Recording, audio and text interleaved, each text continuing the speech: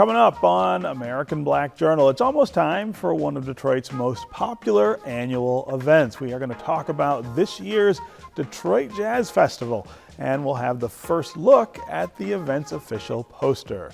The head of the Jazz Festival Foundation is here, along with two of this year's musicians, and we'll end the show with a performance by the festival's artist-in-residence, Jason Moran. Don't go anywhere. This is one of my favorite shows of the year. American Black Journal starts right now. From Delta faucets to Behr paint, Masco Corporation is proud to deliver products that enhance the way consumers all over the world experience and enjoy their living spaces. Masco, serving Michigan communities since 1929. Support also provided by the Cynthia and Elsa Ford Fund for Journalism at Detroit PBS.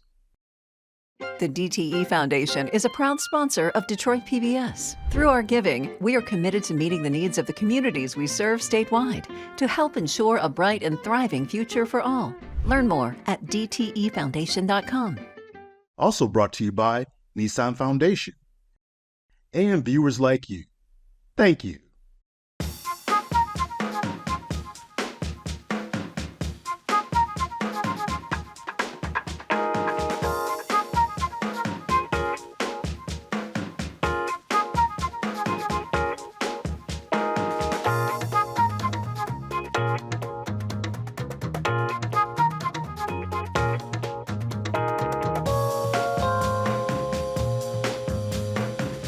Welcome to American Black Journal. I'm your host, Stephen Henderson. We are coming to you today from the Gretchen C. Valet Jazz Center at Wayne State University. And over the Labor Day weekend, the world's largest free jazz festival is going to host artists from around the globe here, as well as at Hart Plaza and Campus Martius Park in downtown Detroit. Here to talk about the 46th annual Detroit Jazz Festival are Chris Collins. He's the president and artistic director of the Detroit Jazz Festival Foundation. And he's got two of this year's performers with him, bassist Marion Hayden and drummer Louis Jones III. Welcome to all three of you. So first of all, I just got to say, this is my first time in this theater since they redone it. Since they have redone it, it is amazing, and I'm already excited about the festival being here this year. Chris, this is number 46. Yeah. Seems like you and I do this every year. It's been a long time. Yes, we started in high school, and here we are. We're still here. Tell me about the 46th festival and what people can expect. Yes, indeed. Well, as always, they can expect a lot of musical and artistic surprises. It is a true jazz festival, one of the premier jazz festivals in the world. As you said, it is completely admission free. It is free. All the venues, and as you mentioned too, we added the venue this year of the Gretchen C. Valet Jazz Center. It's a perfect place because it was acoustically designed specifically for jazz, one of the few in the world of that nature.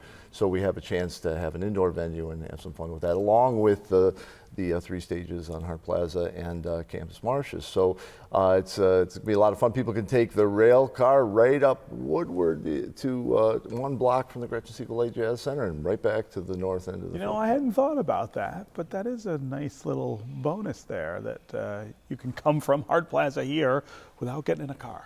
Indeed, and you can actually park here, go to the festival, come back for the evening things, and then be on your way.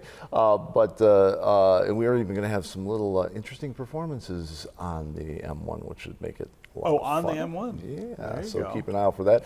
But throughout the festival, I mean, as always, you know, the great legends are incredible world-class Detroit artists, and some blending of the two, all different generations, some real surprises. I mean, our artist in residence, Jason Moran, incredible musician. And, you know, he's kicking off opening night with set brand new to him, brand new to everybody, collaborating with a Detroit great. Jeff Mills is going to be with him, and bringing together the worlds of Detroit electronic and jazz, and other things throughout the festival, including working with some of our aspiring players, a very unique redoing of Duke Ellington music. And Chucho Valdez and Paquito de Rivera together, 80 years of a relationship, Branford Marsalis, Marion Hayden, Louis Jones III, Alan Denard, some real up-and-comers, Hiromi and Sonic Wonder, and Lakeisha Benjamin. It's just a parade of great artists throughout the festival from all different perspectives of this great music. Yeah. Every year I sit and I wonder where you start to plan the lineup of people that we see at the festival, because as you point out, it is this incredible range. I mean, jazz, of course, is itself very diverse and very broad, but there's always an act or two that I'm just like, oh wow, I would never have thought to include that in this festival, and yet there it is. Well, it's as the musicians on the bandstand, we engage with a lot of musicians. I travel around the world. I have a couple of European releases, so I'm over there all the time. Asia, we have exchange programs and things. So I'm always listening. I'm always talking to people.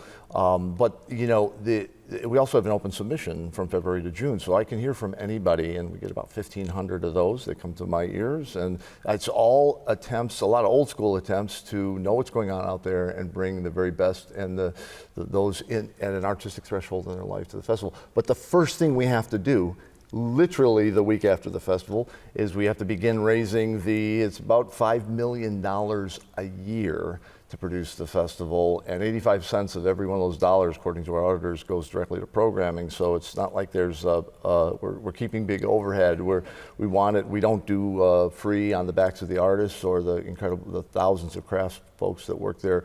It's about infusing the art along the way. So it's all about generous donors and sponsors and everyone that steps up when they can in order to keep it free for future generations, which is not easy. So unfortunately, the financial side has to be first and foremost in order to avoid that $20, $50 ticket at the door. So that's really the first effort, and then the music is sort of like planning a record. You plan the tracks. It's just a joy. Yeah. Marion, you know this, but I'm going to tell our viewers that you are one of my absolute favorite Detroit artists. I just swoon when you are on stage. And so I'm really excited that you're part of the festival. Tell me about what you're doing this year. Well, first of all, I'd like to say thank you very much for having me this year, Chris. This is a really great year for me. I was chosen as the 2025 Kresge Eminent Artist, and so that it just means so much to be able to be recognized in my hometown and to also be a part of the festival. And I'll just say it's kind of a little mini homecoming for me. Yeah. I'm having with me someone who is near and dear to my heart as my featured artist with me, a man named Kamau Kenyatta. Yeah. Kamau is a fantastic, first of all, Kamau is actually my godbrother, so we've known each other since birth. I didn't know that. Yes, his father's my godfather. Wow. We've been in each other's lives since we were born. And he's also, what I like to say, a peer mentor. He's someone that I tell him he's my shadow producer on all of my projects. So we talk a lot about music and everything. And he's a fantastic saxophonist, pianist. He's a producer of several records for the great vocalist Gregory Porter, for which he has a Grammy for that. And so we're going to do a set that includes some things that we just really love. We're going to do some Herbie Hancock. We grew up listening to a lot of Herbie. We're going to do some originals from Kamau, from my book, and just kind of sprinkle it in with some Detroit. I always like to lift up our great Detroit artists. We're going to do some Ken Cox work, and then I'll have with me some of two people that are in my regular band. My band Legacy, the great Steve Wood, fantastic saxophonist and educator, and Tim Blackman on trumpet. And then we have with me two of the young folks coming up, the next ups. One being my son Tariq Gardner on drums. So I'm always happy to have that generation on, the 20-somethings. And then even younger than he, Kamau's great protege, Khalil Childs, wonderful saxophonist from San Diego. Since Kamau's been in San Diego for many years now, so I'm really looking forward to this band, and we're gonna do what Detroit does, Right. Present everything and authentically. When you're at the festival, is it different for you than it is in other places? The Detroit Jazz Festival is like it's like being in the largest living room you could think of for me. Right? Yes, it's like having your friends come and say, "Come on out. Let's hang right here in this space for a moment." People, you have people that know you. Then of course you have a lot of people that don't, that have come from out of town, and folks that don't know, and they find out when they come here. They find out that Detroit is truly one of the greatest music cities in the world, and that's one of the things you find out when you come to the Detroit Festival. Yeah, yeah. Louis, Chris was talking about the inclusion of many different generations of artists in the festival, and maybe you are on the sort of smaller, younger end of that, I guess. But interestingly, I learned before the interview that you came up through the program that the Jazz Festival runs to make sure that young people in Detroit have the opportunity to learn music and get into the history of it and all of that. Tell me about your music and your journey. Yeah, so to start back a little further, my dad is a great jazz lover and one of my #1 supporters. He supports me through everything. But his birthday is around Labor Day weekend, and he is always going to the Jazz Fest, and I've always accompanied him. You go with him, right? And it was a great experience for me, seeing all the musicians and just everything that happened at the festival. Yeah. And then the Jazz Fest started coming in our schools and started exposing us to some of the mentors in the city. And then I started to hear about some of their programs. And like since 8th grade, I've been Jazz Fest. I've been right there. Yeah. And it's a full circle moment to be there with my own group. What drew you to the drums? I will admit that I was a high school drummer, not great, but good. But I loved playing the drums. I play a lot of different instruments, but that one was kind of special for me. What's special about the drums for you? Well, I was destroying houses and anything I could get my hands on is getting beat. Just so beating on it. I really couldn't stop myself. But I think for me, when I play drums, it's just the freedom of expression. Whatever comes to my head, I can just play it and be happy and be proud of what I played. I played saxophone through high school. Yeah. I can do blues scales. That's about it. But drums, I really feel like it's an extension of myself. Yeah. So I love. I'll just add too that Louis is also a wonderful composer, which is one of the reasons I want him to have this year. He's about to release his first record. It's a lot of his original music, and he was selected as a member of the All-Star Generations band that just a couple months ago toured Japan. So yeah, he's really out there. Yeah. No, that's really great. Chris, working PR for you as well. Right. So Chris, we have this tradition here on ABJ, you and I do, where when we do this show each year. The dance number? Well, we're going to skip that this year. But the poster, we always reveal the poster here on ABJ. And I love that we do that. 'Cause I never see it before the show either. So I'm in the same seat as the viewers here. What great. But before you unveil it, tell me about this year's poster, because I know there's always a story. There's always a story, and there's always an artist, which is what generates the story. And we go, there's international artists, youth artists. We've done open artist calls and things. This year, Laura Hilbert, who is she's with the Pets Creative Group, incredible graphic designer and artist, and we've talked about her doing a piece for a long time, and this one came out, and typical of great graphic designers who have an artistic flair, she came up with several prototypes that really were meaningful, and I was looking at them all, and I said, what I really want to know from you as an artist, what was your motivation? Which one do you feel comes from your heart? Just forget about the commercial aspect for a while.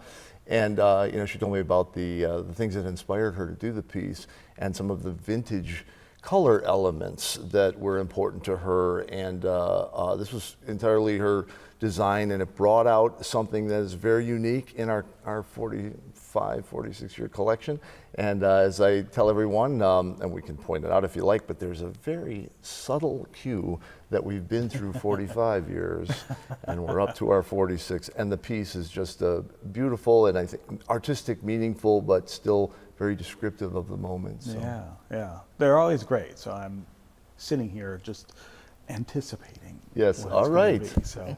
Well, is it time? It's time. Let's do it. Drum roll. That's right. The 2025 Detroit Jazz Fest poster. Oh, look at that. Oh, I love that. I love the O. I love the O, Yeah, right? the With the O little is record. awesome. So that O is the cue, right? Yeah. For 45 years. For 45. Anyone who's into vinyl. And it's just such a, again, you know, each one is very, very unique because we're looking for an artist with a vision, which is what produces it. But it's just stands out as beautiful, and it's the colors that really draw me into the. I love the color scheme. You mentioned 45 and the nod to moving forward from that. We're getting close to 50. Which is an incredible milestone for anything, but especially, you know, for a festival and especially for a free festival. 50 years. Are you starting to think about like what that's going to be? Always, artists in residence and different plans. You know, I'm talking to cats over years sometimes because it has to be a moment. You know, the special moment. But you know, 50 years is big. 46 is big. I mean, we're talking about a legacy event, and it's why we work so hard to keep it jazz and keep it free, because it's up there with the top festivals in the world.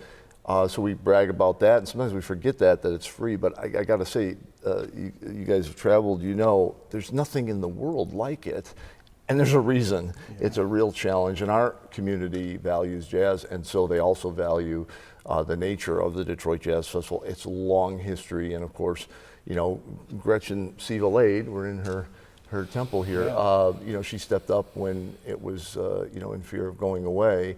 And since then, we continue to build on her legacy and her generosity in order to keep it that way.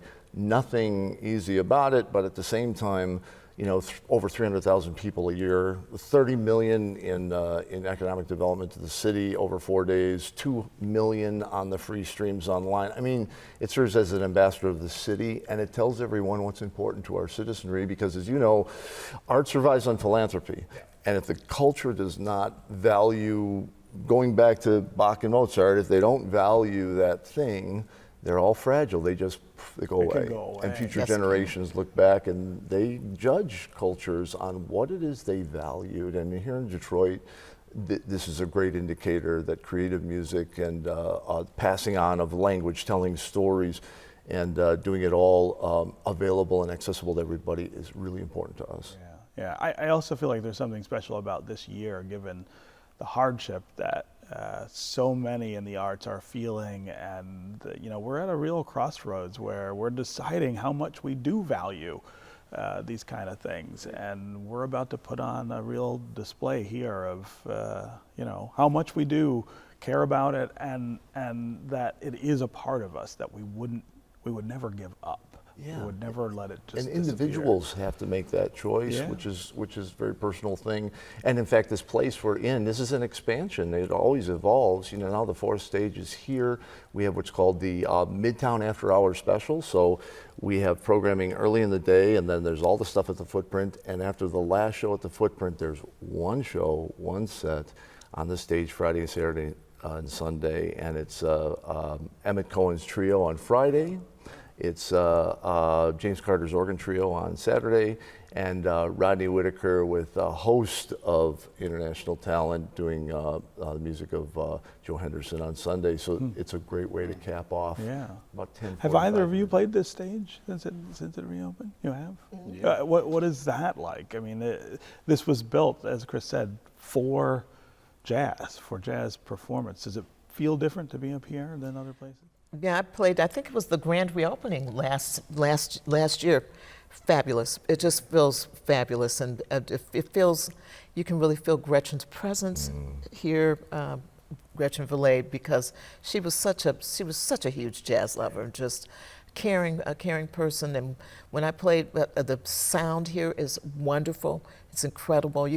I can hear my voice in the space, and but it's not an echoey. Yeah, no, You know there's what I mean? not an echo There's in there's a certain properness of how sound is developed in this space. So you know it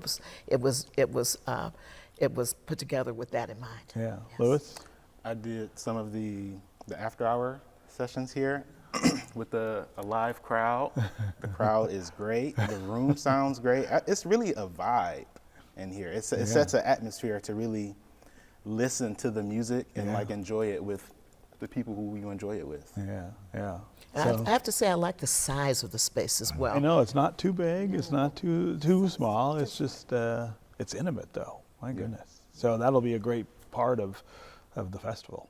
Yeah, and even the capacity issue is one of the reasons Gretchen, we must have tried a dozen chairs, you know, Gretchen. She wanted them wide. She wanted these seating expanded so there's a lot of foot room. Yes. So it's a really comfortable place, and every seat in the house is a great seat. Right. Well, we will look forward to the 46th Annual Detroit Jazz Festival. Thanks to all three of you for being here with us. Real pleasure, Stephen. Thanks Thank for you, doing this. Stephen. Yeah, of course. It's my favorite show of the year. We are going to leave you now with a performance by the Detroit Jazz Festival's artist in residence, pianist and composer Jason Moran, recorded here at the Gretchen C. Villet Jazz Center. For more on the Jazz Festival and today's guest, go to AmericanBlackJournal.org, and you can connect with us anytime on social media. Take care, and we'll see you next time.